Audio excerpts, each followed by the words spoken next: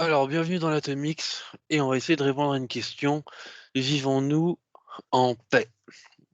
Ça veut dire quoi la paix? Ça veut dire quoi la guerre? Vivons-nous en paix? Donc on va essayer de prendre une première approche déjà pour faire le discernement entre ce qui est guerre et paix. Donc c'est bien 2 esprits idéologiques, différentes, opposées, et pourtant complémentaires. L'une ne va pas sans l'autre. Pour imager ce qu'est la guerre et la paix, rien de mieux qu'un judoka.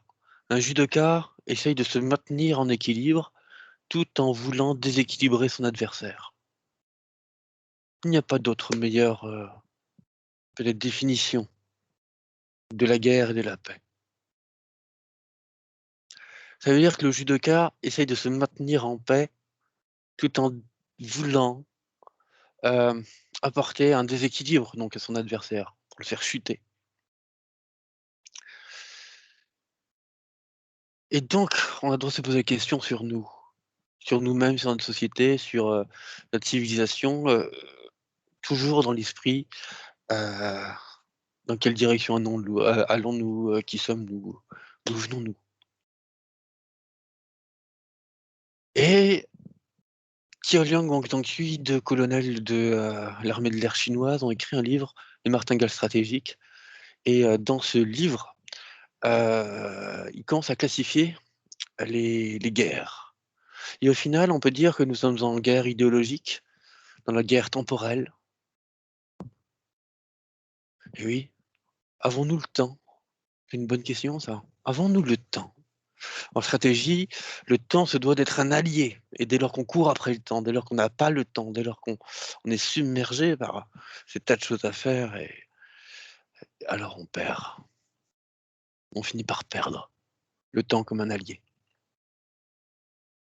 On vit, on court après le temps, c'est une grande question qu'on doit se poser et dans ce monde où tout va de plus en plus vite, est-ce qu'on n'est pas en train de se perdre? C'est la grande question. Donc nous sommes dans une guerre idéologique, dans une guerre du temps, dans une guerre du renseignement, dans une guerre écologique. Ouais. Dans une guerre conventionnelle, quand on voit nos petits soldats, se battre à droite à gauche, nous sommes dans une guerre conventionnelle. Et même si la guerre change de forme, l'esprit reste le même. Et dès lors qu'on déploie des soldats au Sahel notamment, ou que l'on déploie des forces à droite et à gauche et qu'on bombarde des pays, oui, nous sommes en guerre. Nous sommes dans la guerre du savoir aussi. Ah oui.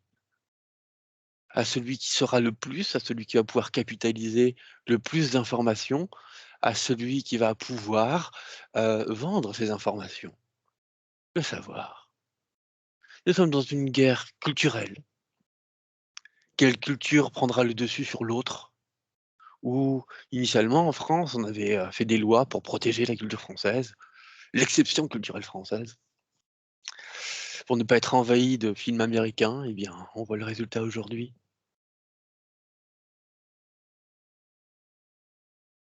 Nous sommes dans une guerre des ressources. Là, il suffit de regarder l'Afrique, des matières premières.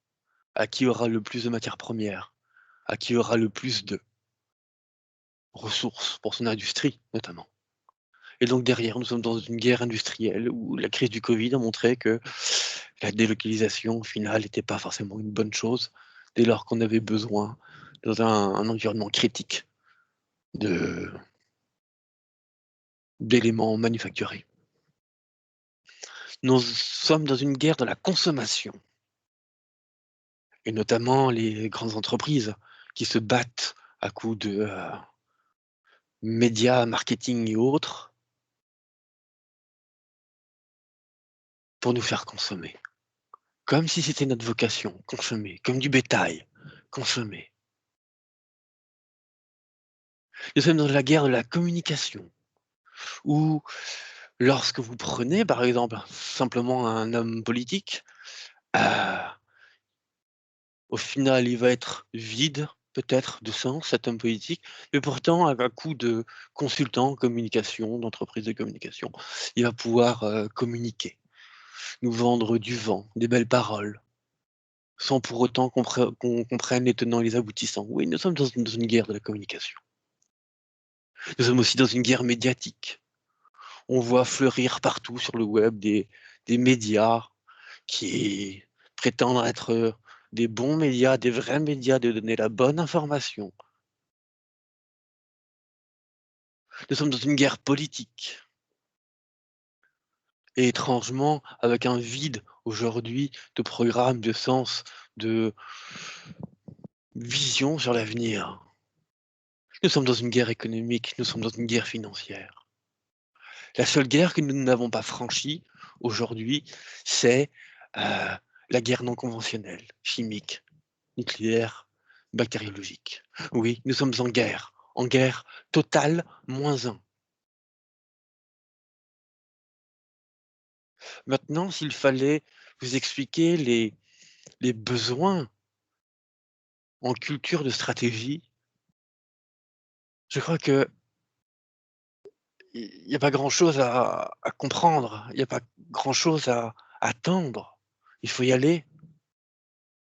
Quel que soit notre environnement de simples citoyens, entrepreneurs ou autres, nous sommes aujourd'hui en guerre totale -1. Notre civilisation se meut uniquement dans l'esprit de la guerre. Et maintenant qu'il y a ce Covid, maintenant qu'il y aura une crise qui s'annonce au final, je me permets de faire cette vidéo pour vous enseigner ce que je sais et peut-être vous donner des billes pour que demain, vous puissiez construire un monde meilleur. À bientôt.